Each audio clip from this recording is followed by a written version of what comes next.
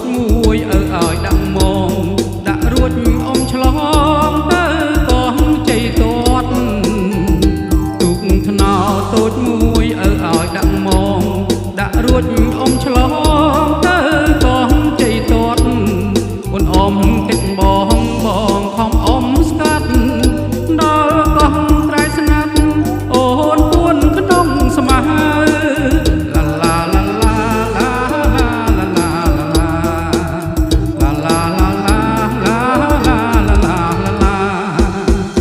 លុបដើមច្រកែងបងតែងកំណាប់បងឈ្មោះជីចាប់អូនឈ្មោះស្រីខ្មៅលុបដើមច្រកែងបងតែងកំណាប់បងឈ្មោះជីចាប់អូនឈ្មោះស្រីខ្មៅចាប់វងអូនដេញទុំដើមក្របៅចាប់ណាស្រីហៅចាប់នៅរៀនអាយ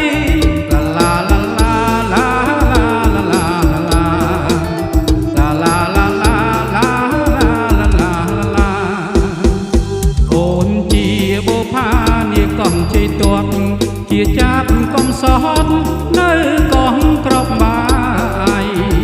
អូនជាបុផានាងកំជ័យទាត់ជាចាប់កំសត់នៅកោះក្របបាយឬបងកំឡងអូននៅមេម៉ាយខ្មៅអើយកូនស្ដាយឆ្លងប្រាច់ពីអ្នក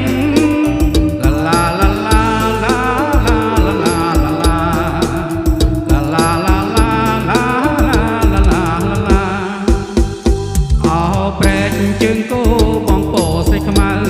ហើយឆ្លងទឹកជ្រៅរហូតទឹករាំង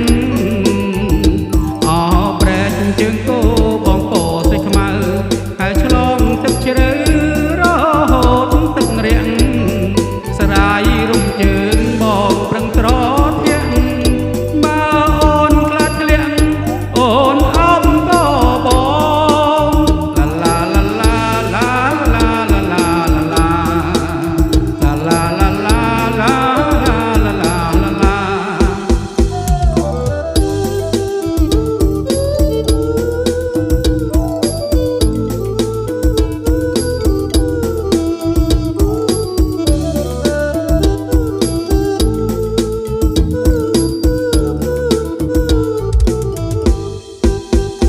អូនជាបុផានាងកំជ័យទាត់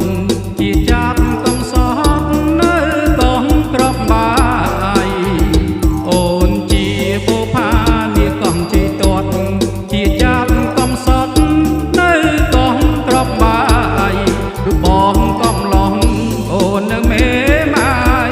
ខ្មៅអើយកូនស្ដាយឆ្លងប្រាច់ពីអ្នក